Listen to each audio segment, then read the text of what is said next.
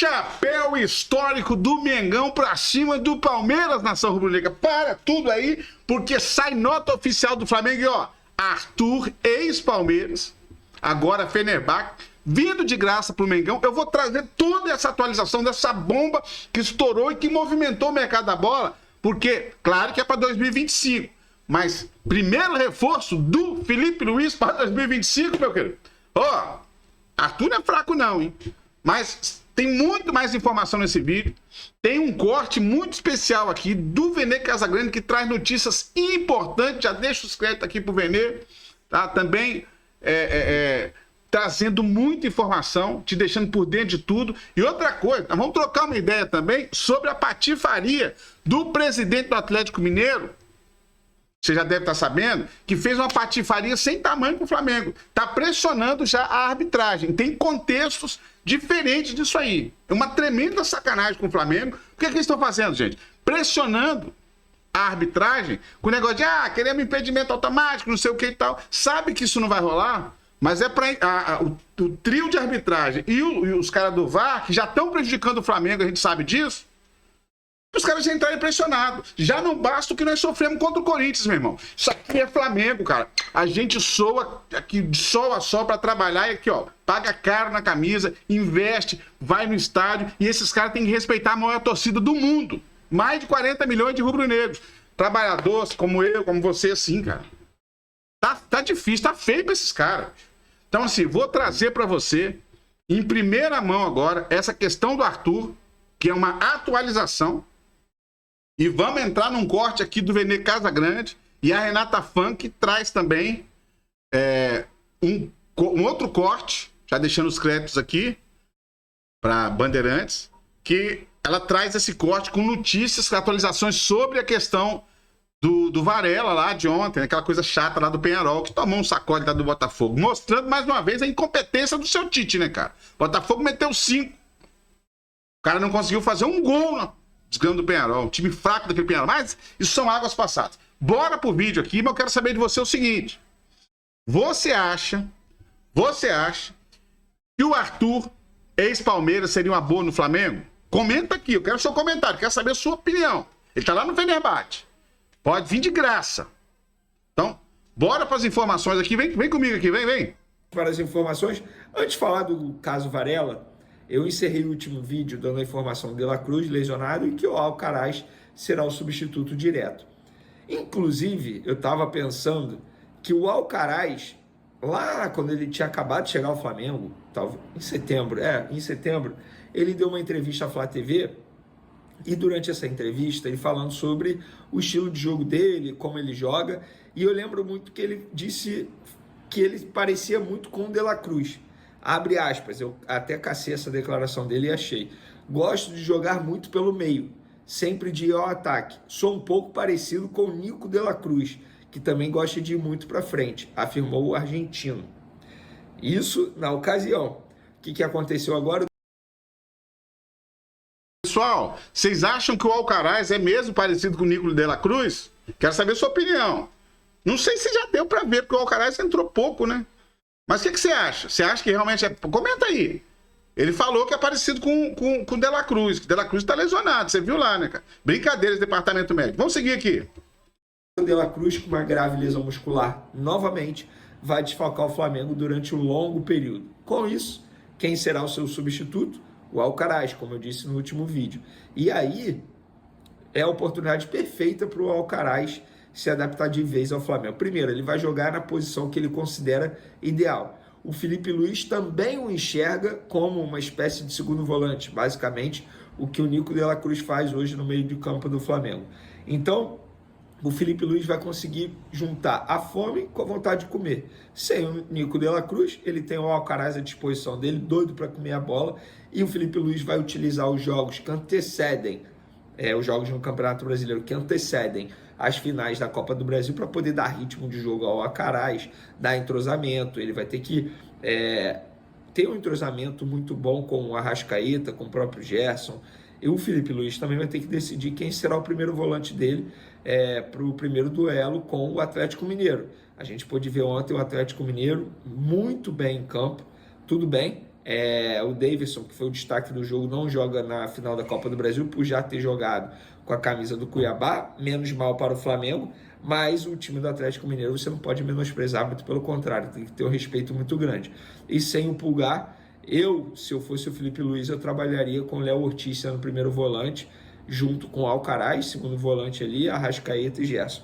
Esse seria o meio de campo para a final da Copa do Brasil. O que vocês pensam? Podem opinar à vontade aí, podem dar a opinião de vocês. Agora vamos para o caso Varela, os desdobramentos da situação do Varela. Eu não vou explicar o contexto, porque vocês sabem muito bem, eu tenho certeza. Qualquer ser humano viu os vídeos de hoje do Varela no meio da confusão envolvendo os torcedores do Peñarol e todo mundo se perguntando o que o Varela estava fazendo lá.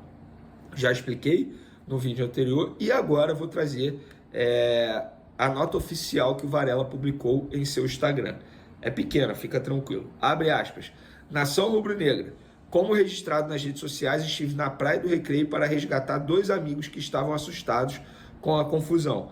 Não participei de nenhum ato de violência. Perdemos contato assim que cheguei ao local. Esperei por 15 minutos e fui abordado por policiais militares que faziam o seu trabalho. Após tudo ser resolvido, me encaminhei para um almoço com os meus companheiros e comissão técnica. Já conversei com o vice-presidente de futebol, Marcos Braz. Peço desculpas pelo mal-entendido e reafirmo o meu compromisso de levar o Flamengo aos títulos. Saudações rubro-negras. O empresário do Varela também falou. O Varela tem um parente que está aqui. Estava tendo uma confusão. O parente ficou nervoso e ligou para ele. Perguntou o que ia fazer. Ele estava saindo do treino, parou lá para poder socorrer a pessoa e tirar da confusão. Quando ele parou o carro, tinha um policial lá. O policial viu que era um carro suspeito, pediu para descer do carro e revistou o carro. Como ele era uma pessoa pública, alguém o filmou. Foi feita a revista, viu que o Varela estava ok e o documento ok. Está liberado. Inclusive, está no CT agora. Ele parou o carro, a pessoa ia entrar no carro dele e ele iria embora. As pessoas não iam nem saber que ele foi lá, explicou o empresário do jogador, que se chama Fábio Pinto. Marcos Braz, vice-presidente de futebol do Flamengo, também falou sobre o assunto. Ele deu uma entrevista à TNT Sport, comentando a situação do Varela. Abre aspas para o dirigente do Flamengo. Isso não faz parte do futebol, obviamente ele está falando da confusão dos torcedores do Peñarol. Cenas lamentáveis que vimos na orla do Rio de Janeiro. Varela treinou normalmente, fez todas as atividades no clube, chegou a ir no almoço de confraternização no CT e saiu para encontrar 2 amigos. Isso foi o que Varela passou para mim. Ele estava extremamente preocupado com esses 2 amigos e foi com o carro dele para perto desses amigos. Quando ele estava parado, com bastante gente, chegou a polícia militar, que pediu para que ele saísse do carro. Ele não estava fora do carro, em nenhum momento, em nenhum tipo de confusão. Estava no lugar errado, não deveria estar lá. Mas ele não estava fora do carro, não estava em confraternização com torcedores do Peñarol e nem de tumulto. O policial militar determinou que ele saísse do carro e ele fez certo, tinha que cumprir a ordem do policial. Quando viram que era ele, o mundo de hoje simplesmente não tolera mais isso. Em 5 minutos você tem 300 imagens. Ele sai dali e volta normalmente ao almoço. A gente fez um almoço com jogadores, comissão técnica e funcionários de futebol do Flamengo num lugar bem reservado. Fizemos esse almoço para que possamos nos unir mais nessa reta final de Copa do Brasil e do Brasileiro. Bom, eu já falei a minha opinião aí sobre essa confraternização. Acho que não tem que ter essa confraternização justamente hoje. Inclusive, se o Flamengo tivesse feito aquilo que todo mundo esperava, o Flamengo hoje estava em campo contra o Botafogo em uma semifinal de Libertadores. Eu não acho que precisa dessa confraternização para se unir mais. Por exemplo, o Jorge Jesus fazia muito isso. Era um outro contexto, uma outra situação. O Rafinha, lateral direito, já falou sobre isso. E repito, naquele contexto, naquela situação, eu achava ok. Até porque o Flamengo estava tendo sucesso dentro de campo. Nesse contexto, eu não sou a favor dessa confraternização. Para mim, só mostra a falta de pulso firme do Departamento de Futebol do Flamengo. Leia-se Marcos Braz, vice-presidente de futebol do Flamengo. Pelo menos é a minha opinião. Ai, Veni, você é muito rígido. Ai, Veni, você é muito chato. Beleza, pode ser. Você pode achar isso, mas sim. E na final? Assim, eu acho que o Flamengo vai lutar pelo Campeonato Brasileiro até o final. Agora, a gente querer descolar, pelo menos essa é a minha opinião, a gente querer descolar os acontecimentos em relação aos lesionados eu acho que é um pouco injusto com o elenco quando eu falo de Campeonato Brasileiro e Libertadores. Se você fizer uma análise, o Flamengo perdeu 60, teoricamente, jogadores de 60 gols no ano. Né? Se você fizer um histórico recente do que o Pedro faz de gol, do que o Cebolinha faz de gol e do que o Luiz Araújo faz de gol, os três atacantes do Flamengo, você tem lesões que não são lesões que você volta com uma semana, com um mês, sequer com 2 meses. São lesões que tiraram completamente, apenas do Luiz Araújo, que é um pouco mais, talvez menos grave. Agora, tirar isso dessa correlação, eu acho que é injusto. Eu acho que as lesões contribuíram. Claro que tiveram erros, claro que a gente poderia ter ganho jogos que eu acho que faltou um pouquinho mais, erramos também, mas as lesões elas foram fundamentais para que a gente não tivesse numa situação ainda melhor no Campeonato Brasileiro e da Libertadores. Quanto à Copa do Brasil, é um campeonato que é importante, é um campeonato que é nacional, e o Flamengo sempre gostou dessa competição de 2000. Não, sempre gostou, pelo menos é um título nacional em que você não tem uma importância muito grande nesse segundo semestre. E eu acho que o Flamengo ganhando, se der tudo certo, se o lado de cima permitir, se a gente ganhar essa competição, eu acho que o ano fica sendo um ano razoável. Não é um ano dos sonhos, não é do ano dos meus sonhos, nem da torcida rubro-negra, nem de todos os jornalistas que acompanham isso, mas na minha cabeça eu acho que fica sendo um ano razoável. Otávio, o Braz está à disposição aqui para as perguntas de vocês também. Ele já está ouvindo vocês aí no estúdio. É só se vocês se identificarem e fiquem à vontade aí para baterem uma bola com a gente aqui também. Beleza, Monique, obrigado. Vou começar por aqui. Braz, Otávio falando, prazer estar conversando com você. Eu queria aproveitar esse assunto de Copa do Brasil para falar especialmente desses 2 jogos finais contra o Atlético Mineiro, né? O Galo mandou um ofício à CBF solicitando jogo limpo, falando sobre arbitragem, inclusive dando a ideia do VAR semiautomático, onde a CBF já disse que não tem tempo hábil para implementar isso. O Flamengo até se mostrou a favor também dessa tecnologia. Eu queria que você falasse do lado do Flamengo, né? O Flamengo também tem uma preocupação específica com a arbitragem? Chegou a conversar algo sobre isso com a CBF?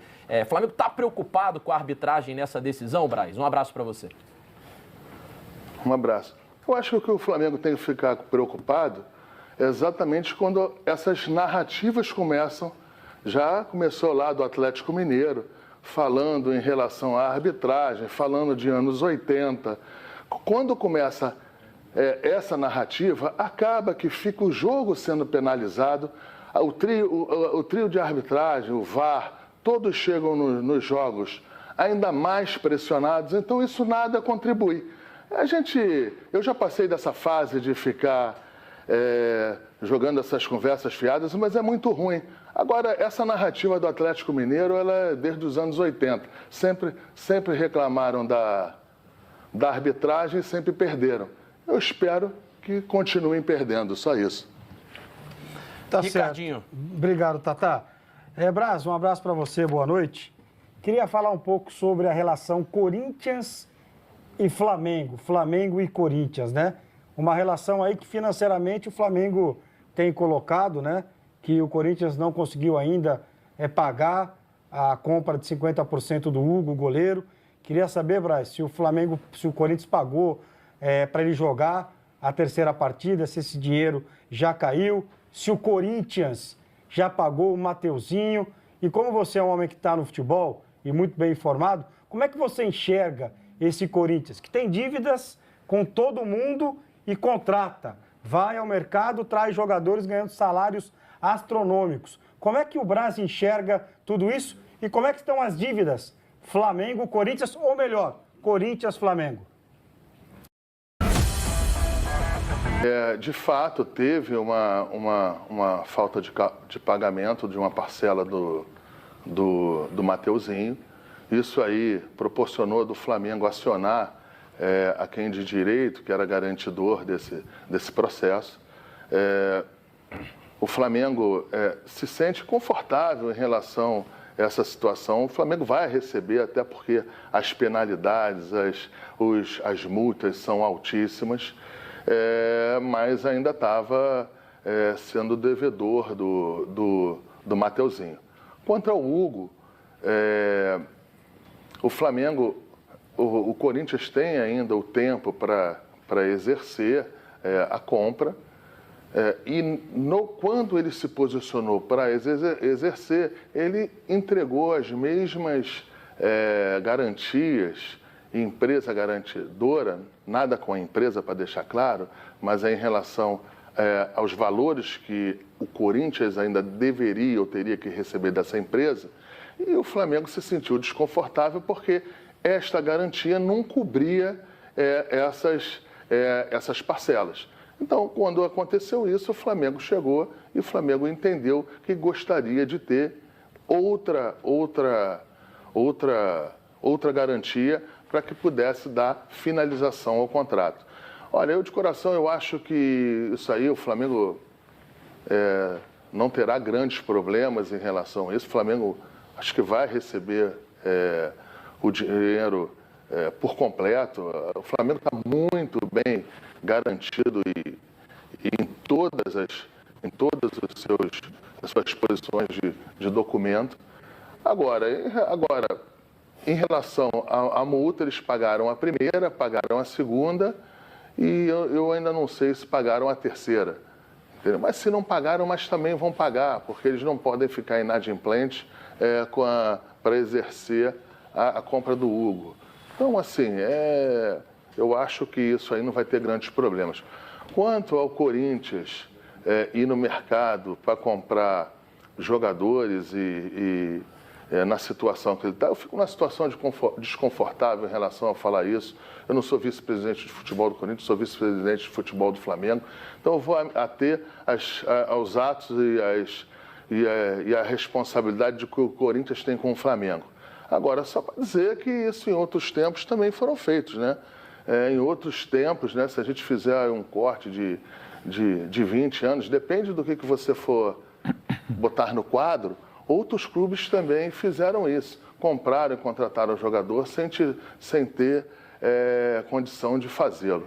Então, eu não estou aqui falando que é certo, que está errado, eu só fico com medo e desconfortável em relação, quando eu falo medo, medo das narrativas que são faladas, pelo menos as que eu estou ouvindo aqui, que esse absurdo ou que isso que está sendo feito, isso foi feito em outros momentos também. Lógico, o futebol brasileiro mudou, o mundo mudou, as coisas mudaram. Agora, eu mais uma vez, como vice-presidente de futebol, eu me sinto desconfortável em falar desse tema, falar dessas ações do Corinthians. Você é a favor do fair play financeiro no Brasil? Eu sou a favor do fair play financeiro desde que se faça de uma maneira pausada, de uma maneira equilibrada e que você faça da seguinte maneira. Olha, a partir de 2030, 2029, 2028, sei lá qual é a data, você vai começar a implantar devagar e sistematicamente para que, num determinado ano, aí sim se tenha como nos grandes mercados europeus. Eu acho que de um ano para o outro, a gente chegar e querer fazer essas mudanças, eu acho que não é boa para o futebol, não é boa para o mercado e, enfim, eu acho que isso aí tem que ser posto de uma maneira pausada e equilibrada, porque para fazer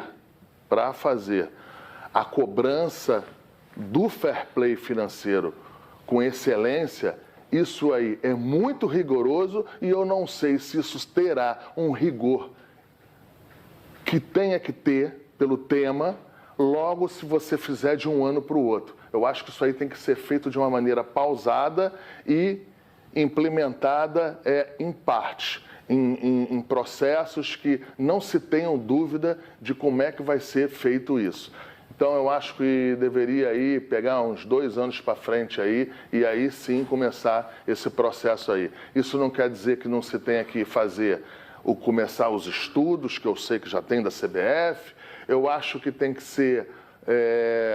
os clubes têm que participar também desse processo, não podem ser só as mãos de qualquer entidade. Eu acho que esse processo tem que ser um pouco mais amplo.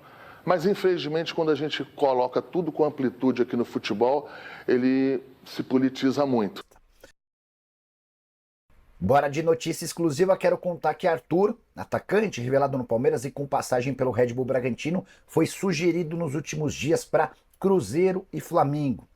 A avaliação dos representantes do atleta é de que o Arthur caberia nesses 2 times e a fase não muito boa no Zenit poderia justificar uma saída.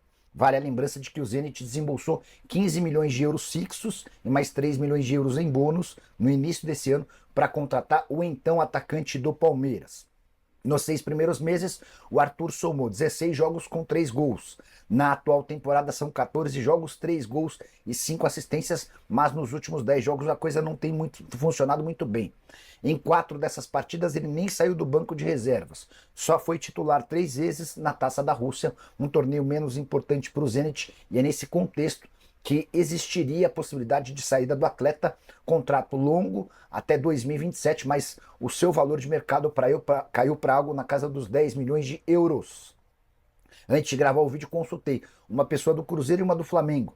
A pessoa do Cruzeiro disse, abre aspas, esse atleta foi oferecido, nada, fecha aspas.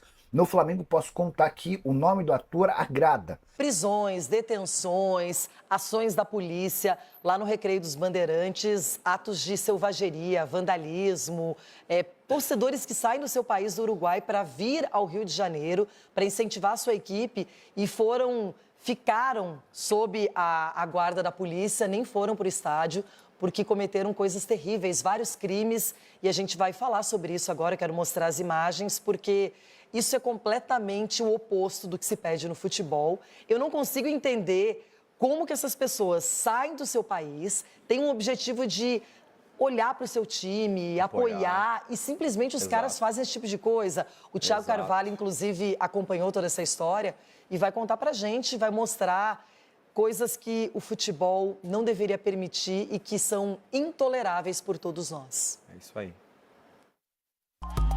Imagens que se repetem.